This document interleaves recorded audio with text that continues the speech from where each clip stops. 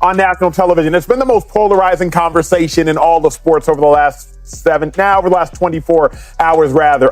Angel Reese, many would suggest that she overreacted, but Slick, do you have an issue with Angel Reese's reaction to Caitlin Clark's flagrant foul? Featuring Angel Reese, my favorite person to talk about other than Caitlin Clark. Let's start with, can we pull up the quotes that she gave to the Chicago Tribune that started all this mess?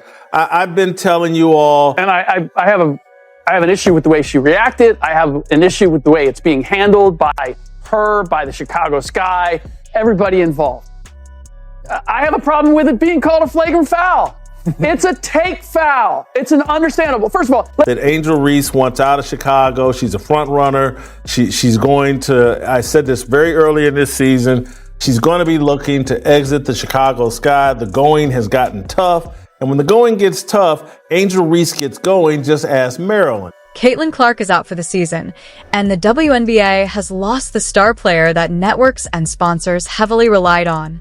But here's the surprising part. Fans are now directing their frustration at Angel Reese. Imagine being labeled the league's villain and then being expected to carry it through a crisis.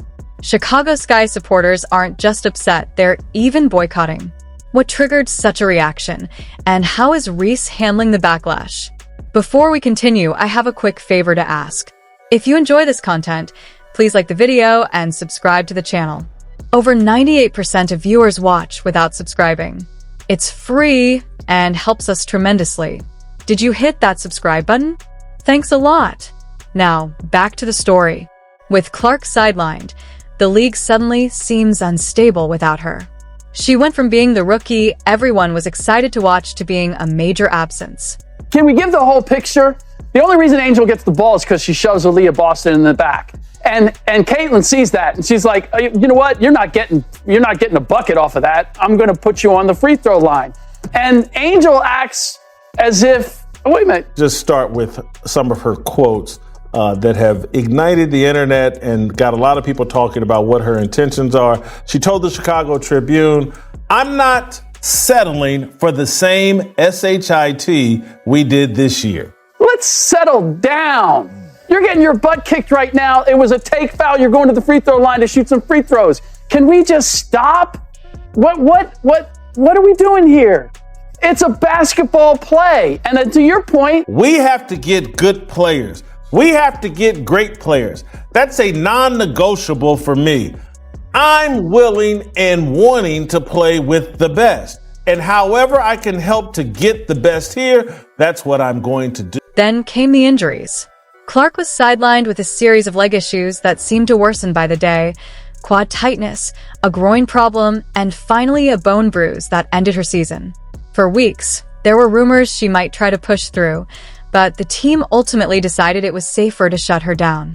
The effect was immediate and severe. Networks had featured her in almost every promo, storylines revolved around her, and ticket sales were heavily tied to her presence. Once she was out, the impact showed quickly. All-Star Weekend resale prices plummeted from over $200 per seat to around $60, with entire sections going unsold. It revealed just how much the league relied on one player to attract casual fans. Adding to the frustration was the unclear messaging around her recovery. Medical staff called it precautionary, yet she still showed up at practices and ran warm-ups, leaving fans wondering if it was truly for her health, or just because the league needed her back to boost ratings. That uncertainty left many fans uneasy about her long-term well-being. Then the spotlight shifted to Angel Reese. The league seemed to expect her to fill Clark's role, but fans weren't on board. To many, Reese wasn't the solution. She was the rival who had celebrated Clark's struggles. Chicago Sky fans, in particular, turned against her, placing the blame squarely on her shoulders. Imagine being cast as the villain, every camera catching your smirks and gestures, and then being told you're now responsible for saving the league. That's exactly where Angel Reese finds herself, a player who built her persona on embracing the drama with Clark, celebrating every big play, and showing excitement whenever Clark faltered. it's now become the most inflammatory thing that's ever happened in basketball. What are we doing? It's a simple and she said it's a simple basketball play, except obviously Somebody gave her that line. Can't take any more questions. So it's going to be very, very important this offseason to make sure we attract the best of the best because we can't settle for what we have this year. I am very vocal about what we need and what I want. I'm still hot afterward. What I don't understand. Well, I do understand why it's become such a big deal. But if you're just asking me to diagnose and assess that play, it was a simple basketball play. I'd like to be here for my career, but if things don't pan out, obviously, I might have to move in a different direction and do what's best for me. But while I'm here, I'm going to try to stay open-minded about what I have here. With Clark sidelined, all that competitive energy is now backfiring on Reese. Fans still vividly recall their intense on-court battles. The stats are striking. Some say about 1 in 5 of Clark's flagrant fouls happened when facing Chicago. And highlight reels aren't helping Reese's image. Clips show Clark being pushed before touching the ball, fouled hard on cuts to the basket, or laughed at after falling. For Clark's most devoted fans, these moments didn't look like normal competition. They seemed like personal attacks fueled by jealousy. Reese may have sought the spotlight, but fans saw her approach as petty. Her refusal to even mention Clark's name in interviews only added fuel to the fire. Instead of coming across as a rising star, she seemed dependent on Clark, as if she needed a rival to define herself. That in the NBA, you think guys are getting ready to swing and fight? Yeah. Hell no. I think go to the free throw line. Well, first of all, Slick, and we normally agree. I disagree with everything, like everything you said, other than like it's gonna be a good show. Hello today. 36, and Angel Reese basically said, hey, look, we can't count on her next year.